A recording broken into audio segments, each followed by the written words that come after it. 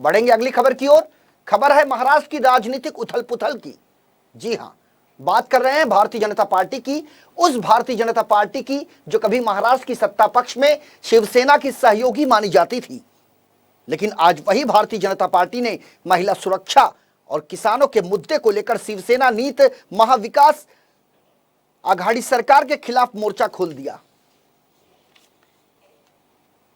किसानों को 1 हेक्टेयर की खेती पर 25,000 रुपए देने और महिलाओं पर बढ़ते अत्याचार के विषय पर बीजेपी नेताओं ने कल्याण में शिवसेना, राष्ट्रवादी कांग्रेस पार्टी और कांग्रेस के खिलाफ धरना आंदोलन किया।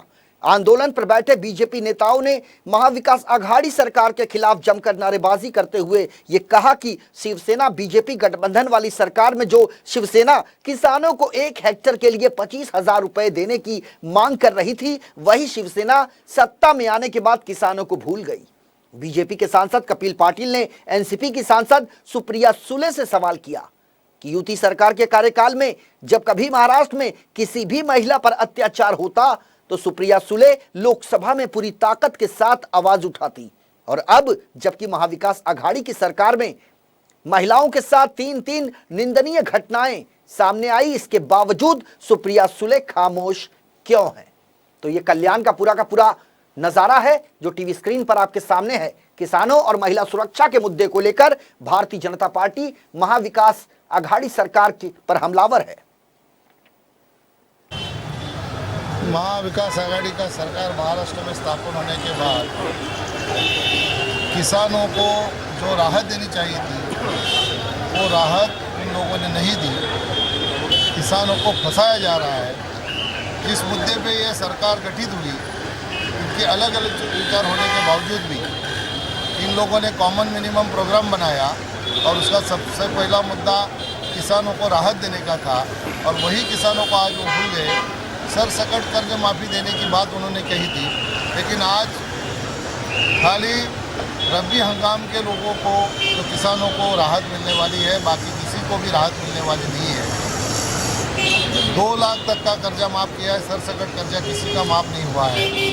यूती के सरकार में होने के बावजूद भी किसानों को 1 हेक्टेयर को 25,000 रुपया मदद मिलनी चाहिए, ऐसे भाषण में बोलने वाले आज सत्ता में बैठे हैं, लेकिन वो आज किसानों को भूल गए हैं। जो किसानों को इन लोगों ने फंसाने का काम किया है, उसका निषेध करने के लिए महाराष्ट्र में आज भारतीय जनता पार्टी के माध्यम से हम लोग धरना आंदोलन पे बैठे हैं, ताकि जनता को पता चले कि इनको किसी का भला करने का नहीं, ना किसानों का, ना जनता का, ना विकास करना है।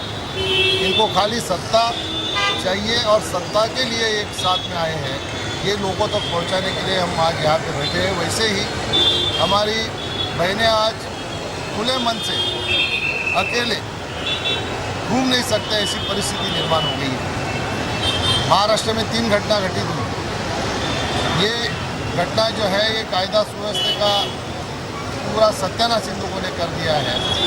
जब हमारा शासन था तब इनकी लोकसभा की नेता सुप्रिया सुले, ये महाराष्ट्र में अगर जरा सी भी कोई महिलाओं के लिए घटना घटती थी तो पार्लियामेंट में मुद्दा उठाती थी। आज इतनी 3 घटना घटने के बाद में भी महिलाओं के बारे में पार्लियामेंट में उन्होंने मुंह नहीं खोला। इसका मतलब उनके सरकार में महिलाओं के ऊपर अत्याचार करने के लिए वो सहमति है, ऐसा इसका मतलब है। इसलिए इस सरकार का निषेध करने के लिए हम लोग यहाँ पे धरने पे बैठे हैं। हम सभी भारतीय जनता पार्टी के माध्यम से इस महाआघाड़ी सरकार का निषेध करते हैं। महाविकास आघाड़ी का सरकार महाराष्ट्र में स्थापन होने के बाद किसानों को जो राहत देनी चाहिए थी वो राहत इन लोगों ने नहीं दी। किसानों को फंसाया जा रहा है। जिस मुद्दे पे ये सरकार गठित हुई, इनके अलग अलग विचार होने के बावजूद भी इन लोगों ने कॉमन मिनिमम प्रोग्राम बनाया और उसका सबसे पहला मुद्दा किसानों को राहत देने का था, और वही किसानों को आज वो भूल गए। सरसकट कर्ज माफ़ी देने की बात उन्होंने कही थी, लेकिन आज खाली रबी हंगाम के लोगों को, तो किसानों को राहत मिलने वाली है, बाकी किसी को भी राहत मिलने वाली नहीं है। 2 लाख तक का कर्जा माफ़ किया है, सरसकट कर्जा किसी का माफ़ नहीं हुआ है। यूती के सरकार में होने के बावजूद भी किसानों को 1 हेक्टेयर को 25,000 रुपया मदद मिलनी चाहिए, ऐसे भाषण में बोलने वाले आज सत्ता में बैठे हैं, लेकिन वो आज किसानों को भूल गए हैं। जो किसानों को इन लोगों ने फंसाने का काम किया है, उसका निषेध करने के लिए महाराष्ट्र में आज भारतीय जनता पार्टी के माध्यम से हम लोग